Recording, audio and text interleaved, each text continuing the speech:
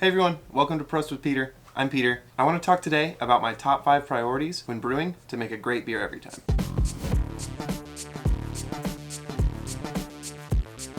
Let's get started with number 5, ingredients. What I don't mean is buying super expensive fancy ingredients. That's not what I'm talking about. What I do mean is keeping control of your ingredients, having some consistency. What kind of water are you using? How are you treating it? How are you storing your hops? Are they new? Are they old? Store your hops cold and try and keep them away from oxygen. And your yeast. How are you storing your yeast? How old is your yeast? Have you created a starter? Do you know that your yeast is viable? Be intentional with the ingredients that you're putting into your beer. That's all I'm saying.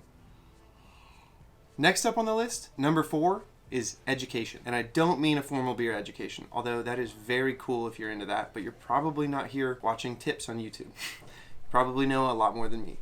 What I mean by that is be interested in this topic. Read books on brewing and home brewing. Watch videos. This is a great start. I mean, I'm one person that has one opinion on some things, but there's a ton of people out there that know way more than me. Ask questions. Go on forums yourself. Do some experimenting. Try new things. There's a ton of cool new yeasts and hops and malts that you can try. Work together. Do an experiment. Do a split batch. Talk to people about this kind of stuff. Finally, with education, be open to learning. There's a ton of new information. People are learning new stuff about beer all the time. Everybody used to say you had to do a secondary. Now almost no one says you have to do a secondary fermentation. That's just one example of something that is changing in the consistently changing world of brewing and home brewing. So be open to learning new things and maybe trying something new. All right, next on my list for priorities while brewing, number 3 is temperature control during fermentation. Now, I've said in the past that you don't need temperature control, and that's true. There's a ton of cool yeasts to work around not having great temperature control, and it can definitely be a prohibitive cost for a new brewer.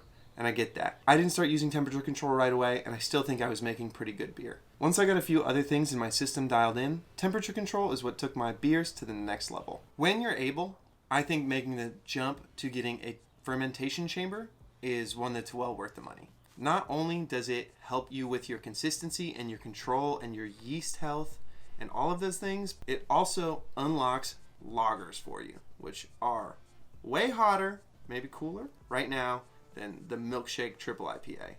Lagers are where it's at. Also, it's about to be summer, so make yourself some crispy beers. Some crispy boys, something refreshing, something light, and it's gonna come through temperature control. Down to number 2, preparation. Preparation is huge and really helps you create a quality product. Brew days can be hectic, especially if you're newer to it. Going in knowing what you're doing is gonna give you a huge leg up. You already know your strike temperature. You already know your hop schedule. All of these things, if you're trying to figure out what is a hop schedule, what am I hopping when, what temperature was I shooting for again, those are going to slow you down and are going to be where you make mistakes. So preparation is huge. That's why I love my brew journal, because I can prep a bunch of stuff beforehand. I also use online calculators, Brewer's Friend, Brewfather. Those really help me prep my brew day. The reason something as simple as preparation is number 2 on my list is because it's going to help you figure out the rest of your brewing process. You don't have temperature control yet? Use that to your advantage. Maybe look into some interesting Kvik yeasts. Do you want to brew something that has a ton of esters? Maybe look at Belgians. Maybe look at Saisons. There's a ton of stuff that preparation will solve. All right, down to number 1, and you probably saw this one coming. It's sanitation. There is no sanitation without cleaning, so definitely you need to be cleaning beforehand and then sanitizing. Those are 2 separate steps. Where I differ from some advice is that don't panic. You can sanitize your equipment.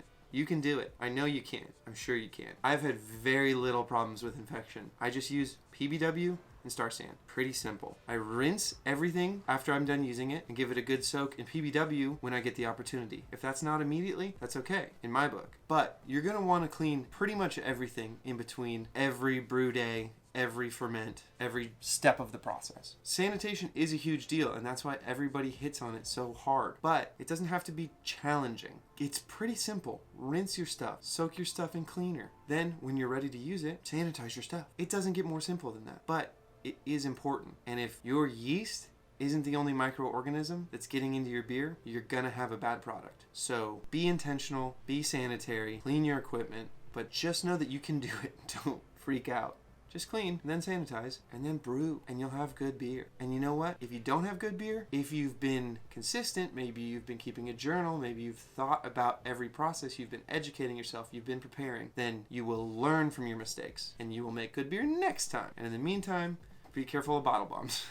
If you want to see me put some of these tips into use, then check out some of the videos on Prost with Peter. And for now, have an excellent day. Thank you for watching. Prost.